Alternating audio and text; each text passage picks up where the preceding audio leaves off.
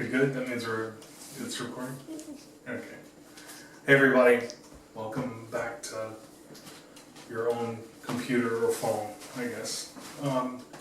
So I'm going to start with some logistics questions to do with the course first, before we move on to a more substantive talk. One of the questions that everybody has been raising has to do with the journals and when they're due and whether you have one due this week. You're not going to have to turn them directly into me. The way that they're going to work is there's a function in Microsoft Teams. We actually have like the education version of Microsoft Teams, not the normal one. So it has this one special module that allows you to keep a journal that only I can see. I mean, you and I can both see it, but other people can't. And so you're going to keep a journal like that. I just have yet to set it up. So as long as it hasn't been set up, you don't owe me anything. But I'm hoping I will have it set up tomorrow. The only thing that will keep me from doing it tomorrow is if I'm just like too incompetent to figure out how to use the software, which let's hope that isn't the case. I think we've done pretty well so far. It seems like everybody is signed in on Microsoft Teams. I think we have 60 people total. Like I said, your two courses are all mushed into one. And I've set up, just tonight, I set up the random channel.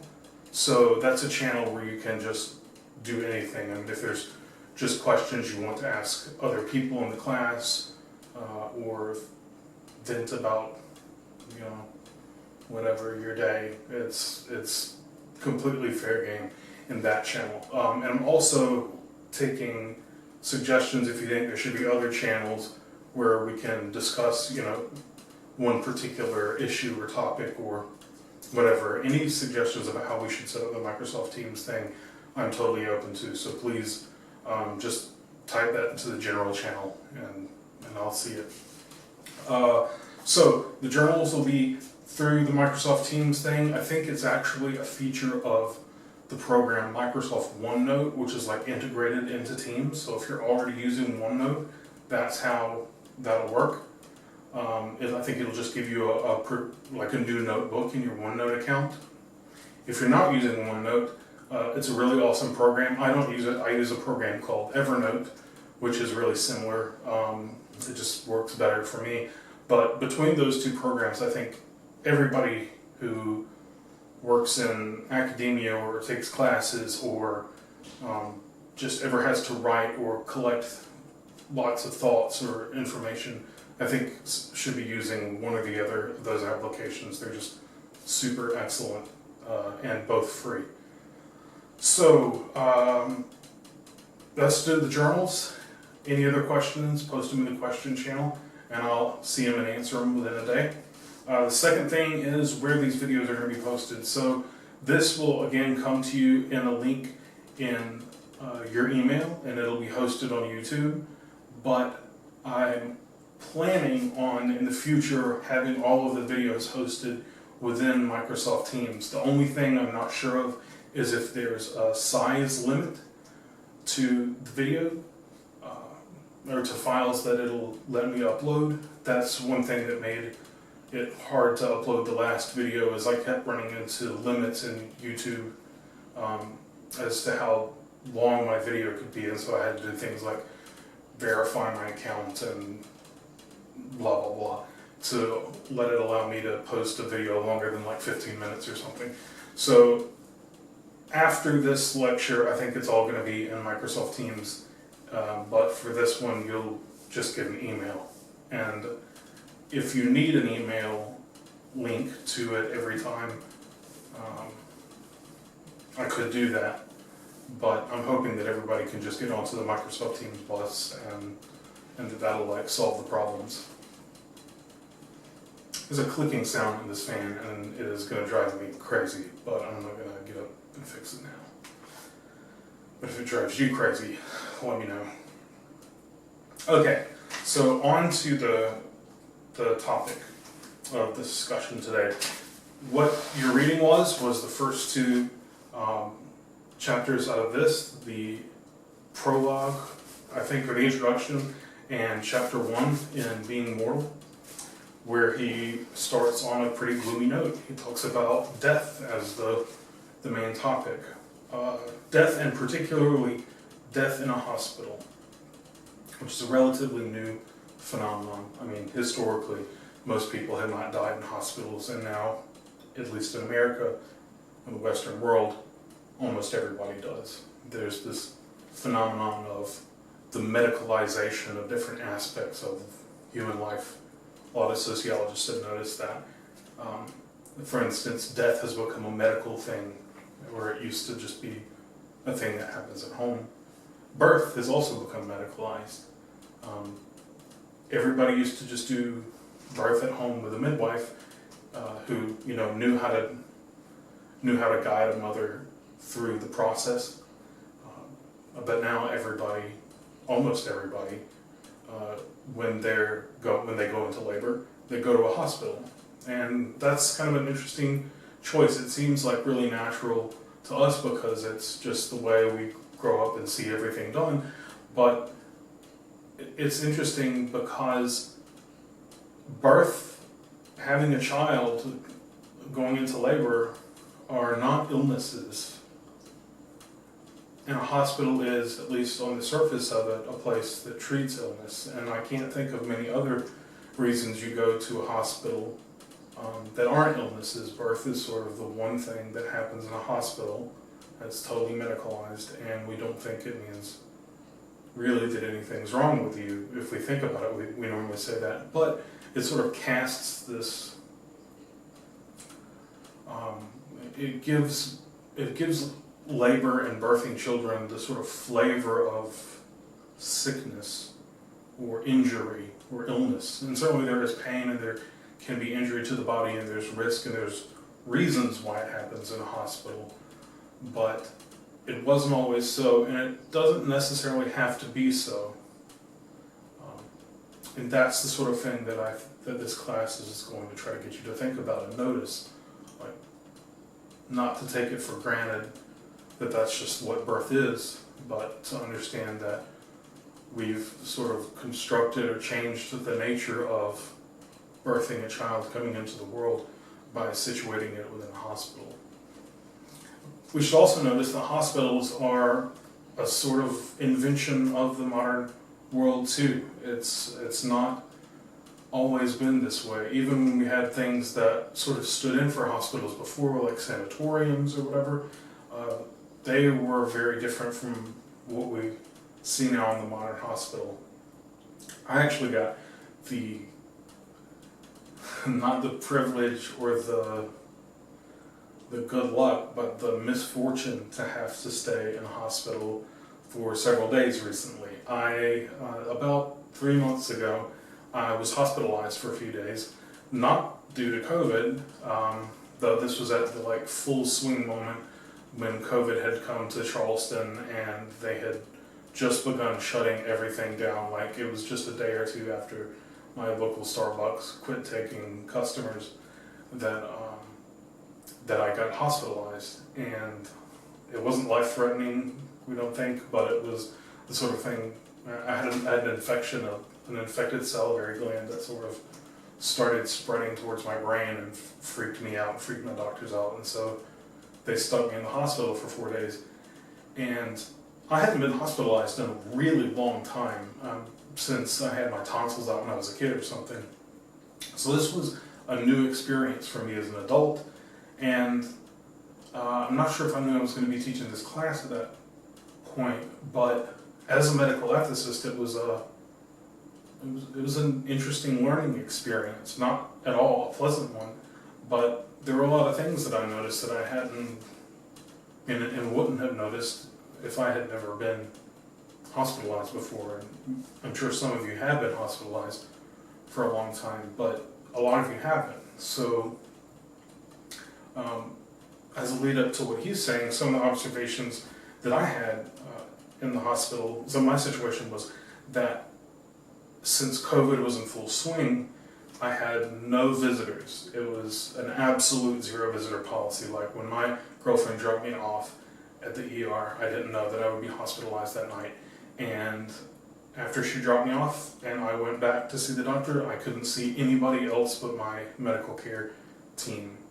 Nobody could come bring me anything or visit me.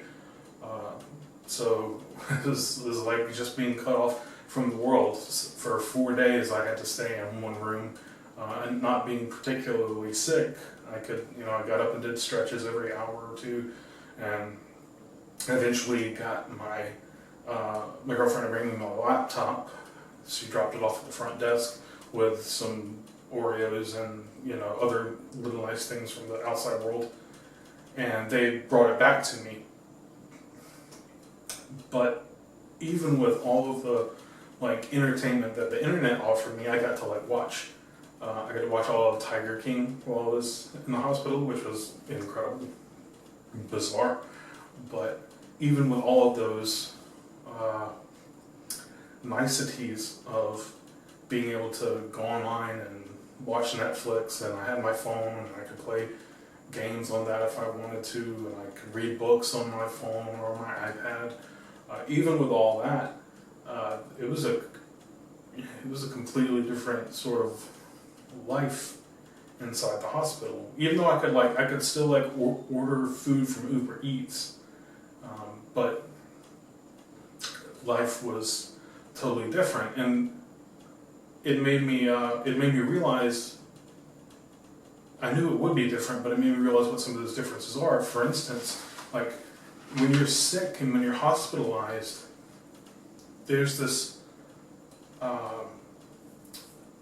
institutionalization phenomenon or effect that goes on, where when you become sick, you get a uniform for being sick, right? You have a hospital gown that you have to wear that designates you as an ill person, and people treat you very differently.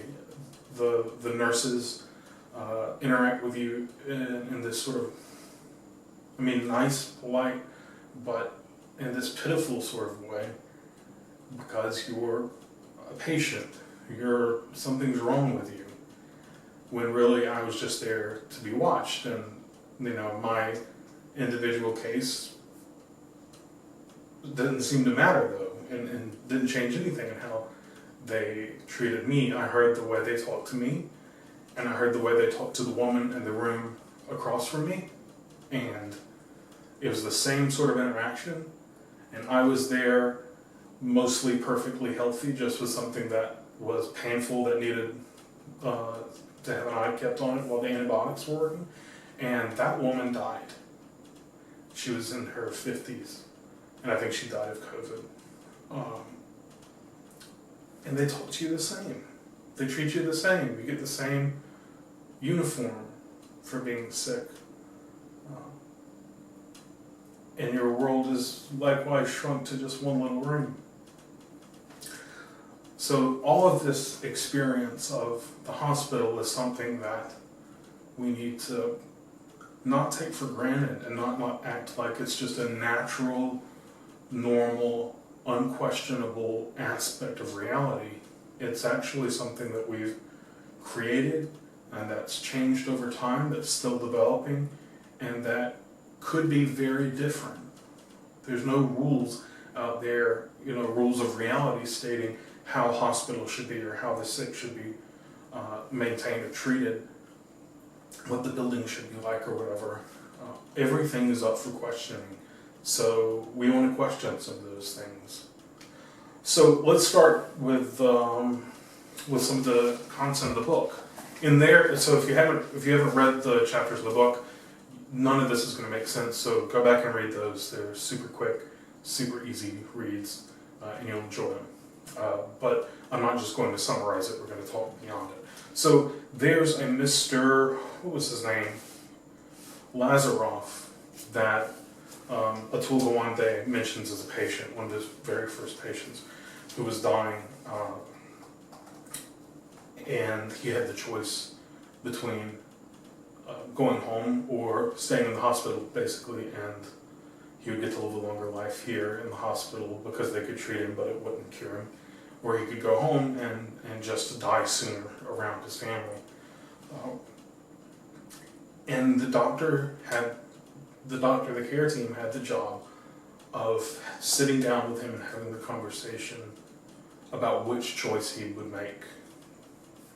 And one thing I would like you to think about is what you would have liked to have said to Mr. Lazaroff if you were one of the consulting people on his care team, if you had the opportunity to sit down with him and help him make this decision, or just guide him into this decision, whether to live a longer life as a patient at a hospital or to live a shorter life at home. What would you like to say? This is a painfully practical question because you have loved ones and you will almost certainly have to have this conversation with them at some point. Most people today don't die of accidents, they die of conditions that there's some precursor to, so that you sort of know sickness is setting in and death is going to come. And that raises the question of whether you want to die in care with the advantage of being able to extend your life, or to die at home with the disadvantage of dying more quickly. I definitely came away from my experience in MUSC, which is a very good hospital. I mean, it wasn't the fault of the hospital, but I came away with having made the decision that I really do not want to die in a hospital. But that decision is for everybody to make. So if you were having that discussion, what would you like to say to him or to any imaginary person? That would be a good thing to reflect on in your journal if you want. If that question is interesting to you, that would be good reflection material.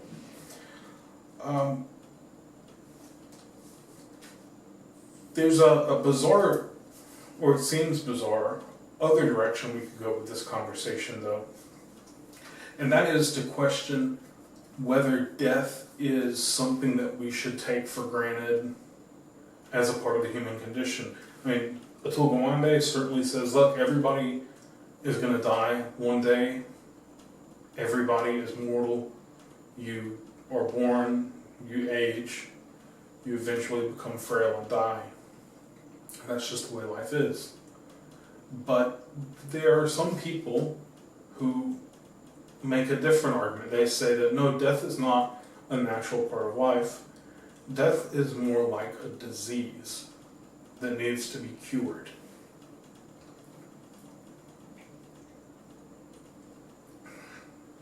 Well, what does that mean?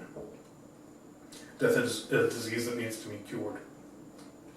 Well, the idea behind this view is that death is not something that the body has to naturally do to itself.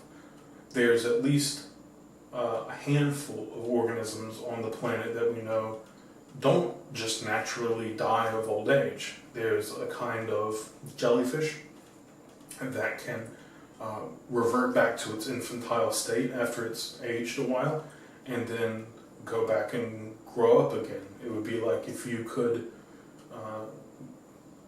just control your body in a way that would make you sort of revert back to being a young child, and then you could grow back up to being 40 or whatever, and then do it all over again and never die. And that would work. I mean, it would keep you from dying, at least from old age. You know, we say dying from old age, but there's no such thing. Every person who dies from old age dies because some organ failed, or some sickness spread in them, or some tumor crowded out their lungs or something, and they suffocated to death. There is no such thing as dying of old age, on this view at least. No, I think we can just say that in general. There's really no such thing as dying of old age. That's just a euphemism we use for they were so old that we think, well, they were going to die anyway, so the specifics don't really matter.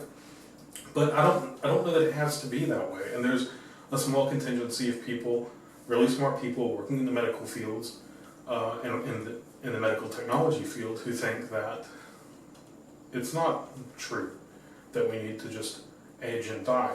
There's the phenomenon that's responsible for our bodies sort of breaking down as we get older is called cellular decrepitude. After a certain number of replications, your cells get worse at replicating themselves.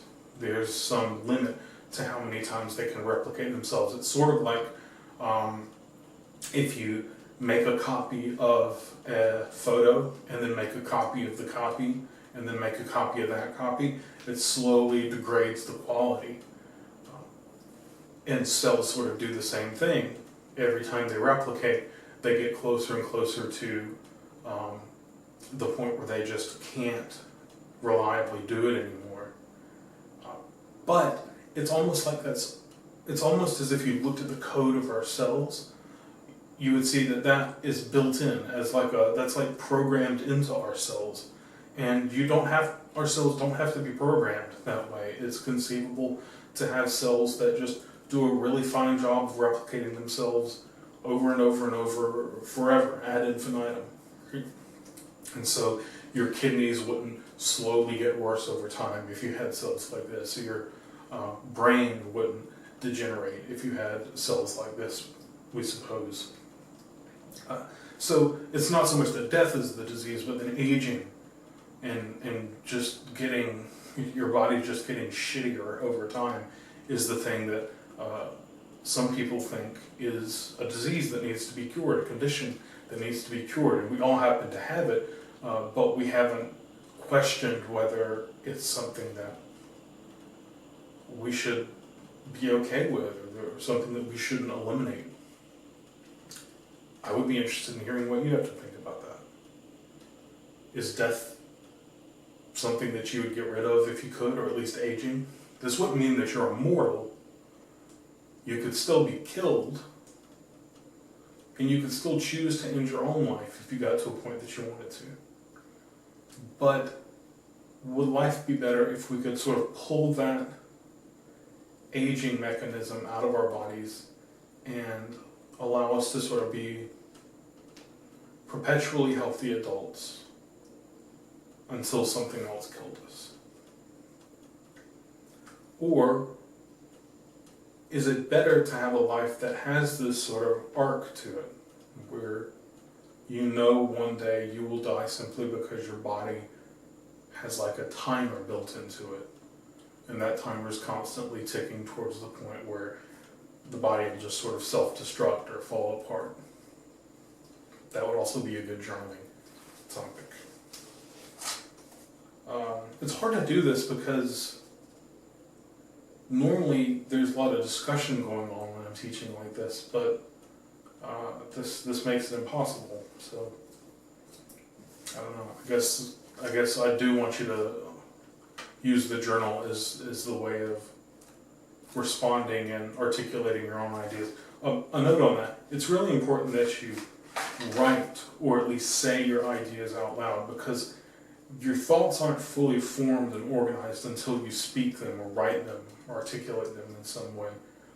I think most of you have noticed this at some point, that writing helps you to clarify your thoughts, but your thoughts are sort of jumbled and vague in your head until you get them out.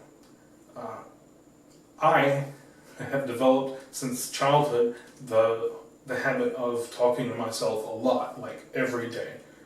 I talk during the shower, I talk on walks. I mean, like literally when my mouth is sitting there, I talk, and it's as if I'm talking to somebody, but it's really me going over an idea I have or trying to explain to myself something that I've been thinking about to get clarity on it. And that really works. And a lot of people that I admire intellectually, from the past, I know that they did it too, because this is sort of, biographers talk about that. But that's another advantage to the journaling thing, is it gets your thoughts clearer, and it also sort of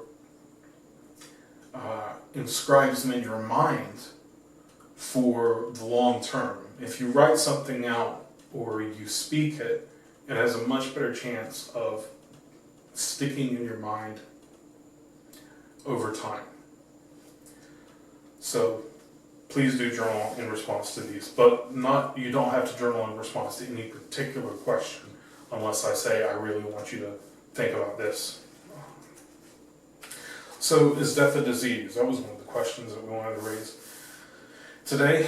Also, if you were consulting Mr. Lazaroff, how would you do so?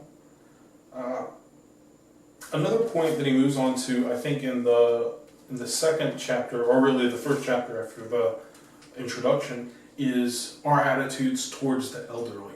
So this fact that we're mortal, and the sense that we get old and our bodies start to break down,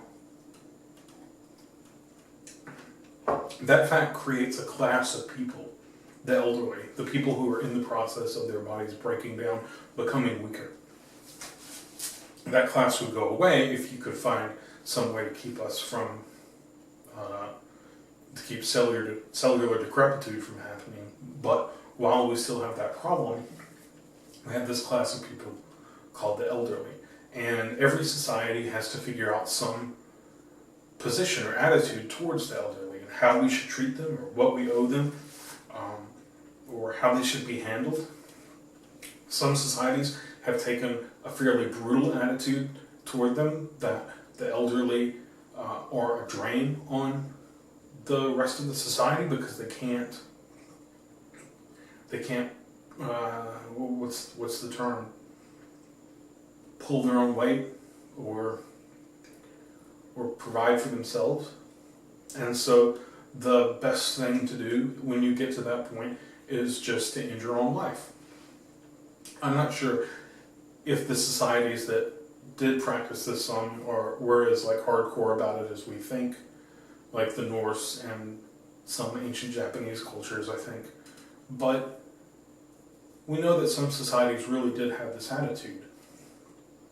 So that's like one end of the spectrum, where when you get old, you should be ashamed of the burden that you place on others, and so you should end your life. Sometimes that's justified, not to say that I think it's actually justified, but it's justified within the culture by the fact that those cultures often had to live in like really extremely difficult living conditions. Like if you lived in near the North Pole, it's just really, really hard to feed yourself every day, or to feed a family. And if you can't feed yourself, other people have to feed you, which means you're taking food from them. And it just might be the case that if you get to a point where you can't feed yourself, you are only going to cause other people to starve and suffer and die with you. And so it makes some sense, just in a like cold, calculative sense, to say this is the end of my life because I owe it to others to not be a burden on them, at least to not burden them literally to death, or not burden them literally to the point that it might kill them. So that's one end of the spectrum. On the very other end of the spectrum is something like Atul Gawande describes in his native home of India, where the old are revered, the young assume from the get-go that when their parents get old, they're going to come and live with them, and you'll have to make room for them, accommodate them, and feed them, and take care of them, and sort of tend to them. That you owe them that, partially because they did that for you when you were a child. And also, you want to continue this tradition because you're going to get old one day. And you don't want to be, left out in the cold. But that's a very different attitude. Both of those ends of the spectrum are very different attitudes from what we in America have towards our own elderly. How would you describe our attitude toward the elderly in America? That's a question I'd really like to hear at least some of you respond to in your journals. How would you describe it? And do you think it's good or bad?